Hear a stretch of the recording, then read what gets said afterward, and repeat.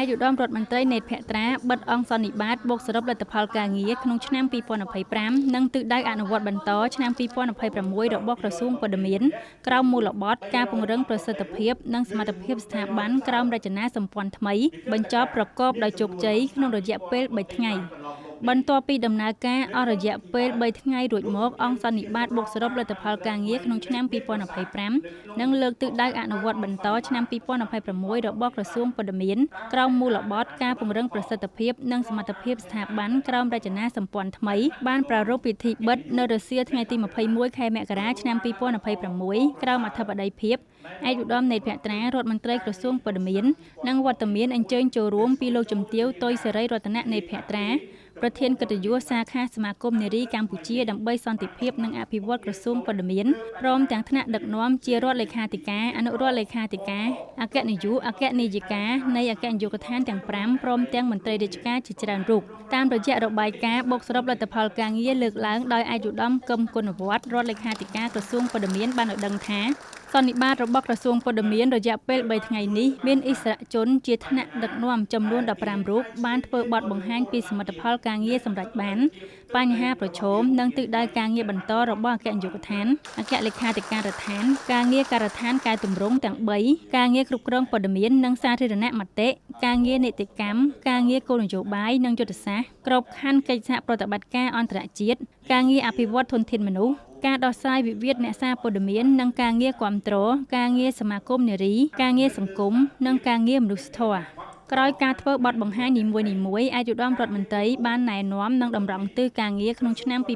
2026និងឆ្នាំបន្តបន្ទាប់លើការដោះស្រាយបញ្ហាប្រឈមទាំងឡាយដោយធ្វើយ៉ាងណាឲ្យក្រសួងព័ត៌មានដែលជាទីទំនុកចិត្តរបស់រាជរដ្ឋាភិបាលលើការងារគ្រប់គ្រងវិស័យព័ត៌មានផ្សព្វផ្សាយនិងសោតទស្សន៍ទន្ទឹមនឹងនេះក្រសួងព័ត៌មានក៏ជាស្ថាប័នធ្វើការគាំទ្រដល់ស្ថាប័ននានាទាំងនៅថ្នាក់ជាតិនិងថ្នាក់ក្រោមជាតិលើទំនាក់ទំនងសាធារណៈនិងសាធារណមតិមន្ត្រីរាជការរបស់ក្រសួងព័ត៌មានត្រូវខិតខំបំពេញការងារថ្មីមានប្រសិទ្ធភាពប្រសិទ្ធផលនិងមានលក្ខណៈជាយុទ្ធសាស្ត្រដើម្បីសម្រេចបានការងារតាមផែនការយុទ្ធសាស្ត្រអភិវឌ្ឍវិស័យព័ត៌មាននិងសោតទស្សន៍និងចក្ខុវិស័យរបស់ក្រសួងព័ត៌មានឆ្នាំ2024-2028តាមរយៈអង្គសន្និបាតនៅក្នុងឆ្នាំ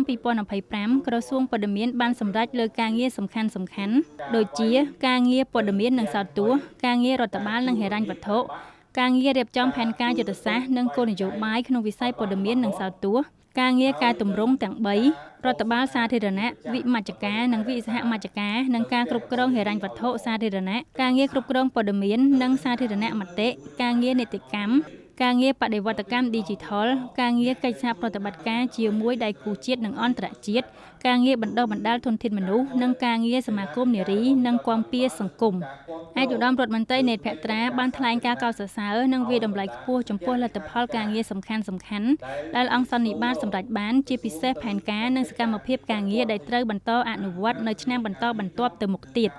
ឯកឧត្តមបានរំលឹកដល់ថ្នាក់ដឹកនាំនិងមន្ត្រីរាជការរបស់ក្រសួងព័ត៌មានគ្រប់លំដាប់ថ្នាក់ត្រូវយល់ឲ្យបានច្បាស់អំពីគោលនយោបាយនិងផែនការយុទ្ធសាស្ត្ររបស់ក្រសួងព័ត៌មានដើម្បីឲ្យយើងដឹងថាក្រសួងព័ត៌មាននឹងកំពុងធ្វើកិច្ចការអ្វីខ្លះនិងងាយស្រួលក្នុងការតស៊ូមតិឲ្យកាន់តែមានប្រសិទ្ធភាពនៅពេលធ្វើការក្នុងវិស័យព័ត៌មាននិងសោតទស្សន៍ជាមួយដៃគូជាតិនិងអន្តរជាតិឆ្លៀតនៅក្នុងឱកាសនេះដែរឯកឧត្តមសូមថ្លែងអំណរគុណឯកឧត្តមលោកជំទាវលោកស្រីជាថ្នាក់ដឹកនាំមន្ត្រីរាជការក្រសួងព័ត៌មានដែលបានចូលរួមចំណែកក្នុងការសម្រេចនៅសមិទ្ធផលគួរជាទីមោទនៈរបស់ក្រសួងព័ត៌មាននាពេលកន្លងមកតាមរយៈលទ្ធផលល្អនេះឯកឧត្តមរដ្ឋមន្ត្រីមានជំនឿជឿជាក់ថា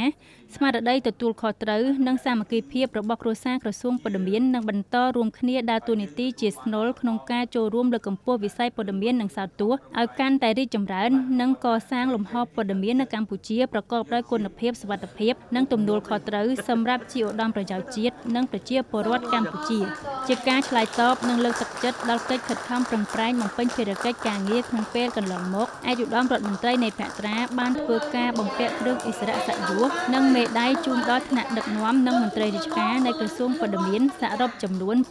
247រូបជាមួយគ្នានេះក៏បានជូននៅលិខិតសរសើរដល់ថ្នាក់ដឹកនាំសមាគមនារីកម្ពុជាដើម្បីសន្តិភាពនិងអភិវឌ្ឍក្រសួងព័ត៌មានផងដែរ